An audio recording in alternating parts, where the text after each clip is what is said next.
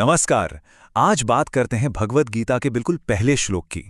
ये सिर्फ किसी किताब की शुरुआत नहीं है, बल्कि एक ऐसे गहरे मानवीय नाटक की पहली झलक है।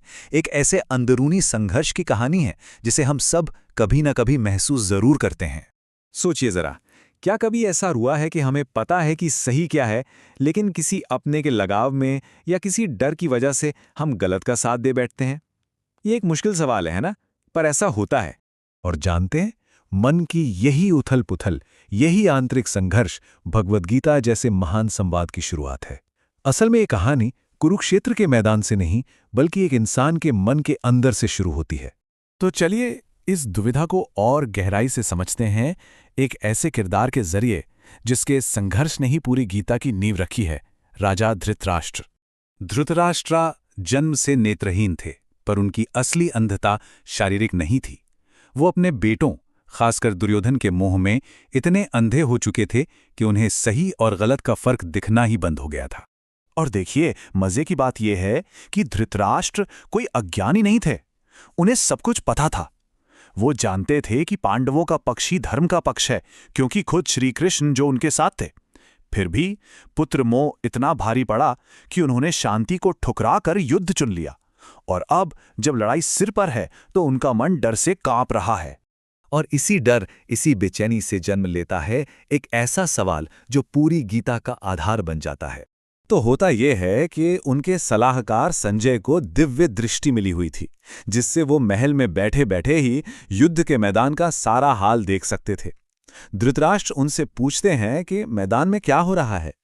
पर यह सवाल सिर्फ जानकारी के लिए नहीं था, इसके पीछे एक बहुत गहरा डर छिपा था। वो पूछते हैं, धर्मक्षेत्रे कुरुक्षेत्रे समवेता युयुत्सवः मामकाः पांडवाश्चैव किम अकुर्वत संजय। जिसका सीधा सा मतलब है, हे संजय, धर्म की भूमि कुरुक्षेत्र में जो युद्ध करने के लिए इकट्ठा हुए हैं, मेरे पुत्रों ने और पांडु के पुत्रों ने क्या किया? अब सुनने में तो ये सवाल बड़ा सीधा सा लगता है ना? पर क्या ये वाकई इतना सरल है, या इसके शब्दों में राजा का पूरा डर और उनका पक्षपात छिपा है? चलिए इसे समझते हैं। सबसे पहले वो युद्ध भूमि को कहते हैं धर्मक्षेत्र, यानी धर्म की भूमि। ये शब्द ही उनके मन का डर दिखाता है। उन्हें पता है कि ये एक पवित्र भूमि है, जहां आखिर में जीत तो धर्म की ही होगी, और धर्म पांडवों के पक्ष में है। और फिर आता है उनके सवाल का वो हिस्सा जो उनके दिल की बात को पूरी तरह खोलकर रख देता है। वो पूछते हैं, मामकाः यानी मेरे लोग, और पांडवाः यानी पांडु के पुत्रों ने क्या किया? उन्होंने एक ही परिवार को दो हिस्सों में बांट दिया। वो पांडवों को अपने भतीजे नहीं मान रहे। एक तरफ मेरे लोग हैं और दूसरी तरफ वो लोग। ये एक छोटा सा शब्द उनके मन के बंटवारे को साफ साफ दिखा रहा है। तो ये बात साफ है, उनका सवाल जिज्ञासा से नहीं, बल्कि डर से निकला है।